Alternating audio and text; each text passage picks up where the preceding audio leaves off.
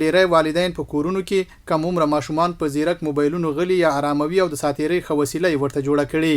ننګرهار کې روغتیا پالان وایي ځيرک موبایلونه که څه هم د دې عصر یوه نوې ټکنالوژي ده خو په خبره یې زموږ ډیری هیوادوالو ترې د ماشومانو د ساتیرۍ او غلي کولو وسیله جوړه کړي چې له زیانونو یې خبر نه دي.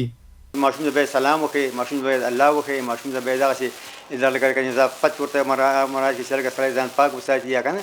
او دی چې په هغې باندې عادت شو په موبایل باندې که نه نو بیا د یو شي ته مې پام کېږي نه نو پرې پوهېږي نه دې به دغه مسؤلیت د مور پلار دی چې باید دا ور نه کړي ورته ځکه هغه نه پوهېږي ماشوم ده هغه ته پوهېږي چې ما سترګو ته نقصان رسوي دا د ما ذهن ته نقصان رسوي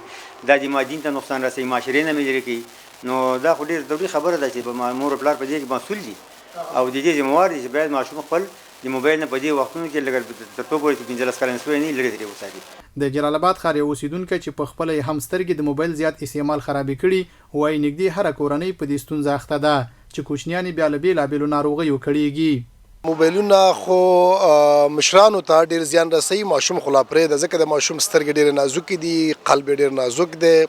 ذهن یې ډېر نازکې دي. د ماشوم ذهن خرابوي دا وګوره ما د عینه کې مې چې په سترګې کړي دي د همدغه د موبایلو تاثیر دی چې ډېر موبایل مې استعمال کړي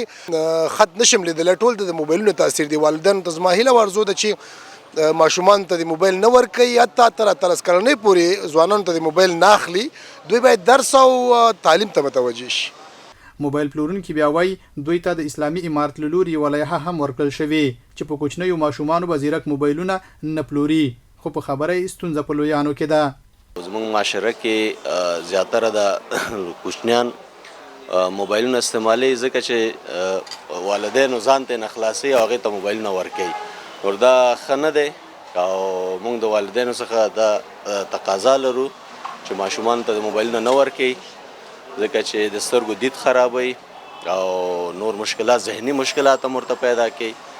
نو موږ خپل هم ماشومانو باندې موبایلونه نه خرڅوو